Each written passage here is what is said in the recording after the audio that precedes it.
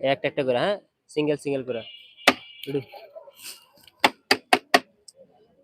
এই জাকির ভাই, হ্যাঁ ভাই, ভাই আমার একটা তিরামিসু দিবেন, বুঝছেন? তিরামিসু, হ্যাঁ, তিরামিসু দেওয়ার পর এখানে আমি 5 সেকেন্ড সময় দেবো।